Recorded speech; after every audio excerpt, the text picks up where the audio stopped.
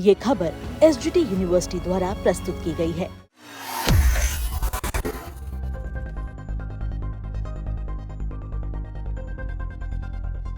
भारत ने सिंधु जल संधि से जुड़े मामले में हेग स्थित स्थायी मध्यस्थता न्यायालय यानी सीओए के ताजा फैसले को खारिज कर दिया।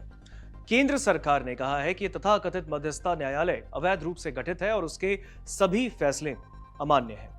विदेश मंत्रालय के प्रवक्ता रणधीर जायसवाल ने यह कहा कि 15 मई को जारी फैसला अधिकतम जल संचयन से जुड़ा है और यह सिंधु जल संधि की व्याख्या से संबंधित पहले के फैसले का एक पूरक है। उन्होंने आगे कहा कि भारत इस फैसले को उसी तरीके से खारिज करता है जैसे पहले के सभी फैसलों को खारिज किया गया। एमईए के प्रवक्ता रणधीर जायसवाल ने कहा, भारत ने इस तथाकथित मध्यस्थता न्यायालय को कभी मान्यता नहीं दी। इसके द्वारा जारी कोई भी कार्यवाही, फैसला या निर्णय मान्य नहीं है।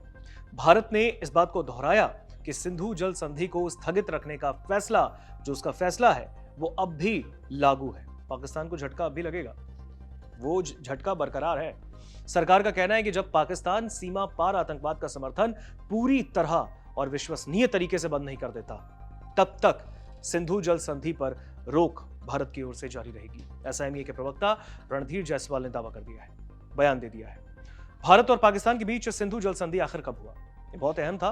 दोनों देशों के बीच, भारत और पाकिस्तान के बीच सिंधु जल संधि पर 1960 में सिग्नेचर होते हैं, हस्ताक्षर होते हैं और ये सिंधु नदी प्रणाली के जल बंटवारे से जुड़ी है। संधि जो हुई ना, वो उससे जुड़ी है। किशनगंगा और रैटल जल विद्युत परियोजनाओं को लेकर पाकिस्तान ने आपत्ति जताई थी, जिसके बाद यह मामला मध्यस्थता न्यायालय तक पहुंचा। भारत लगातार कहता आ रहा है कि इस न्यायाधिकरण का गठन संधि का उल्लंघन है, यानी इस डील का उल्लंघन है। और विदेश मंत्रालय ने पहले भी कहा था कि पाकिस्तान अंतरराष्ट्रीय मंचों का इस्तेमाल भारत के खिलाफ प्रेशर बनाने के लिए, दबाव बनाने को और आतंकवाद के मुद्दे से ध्यान भटकाने के लिए करता रहा है।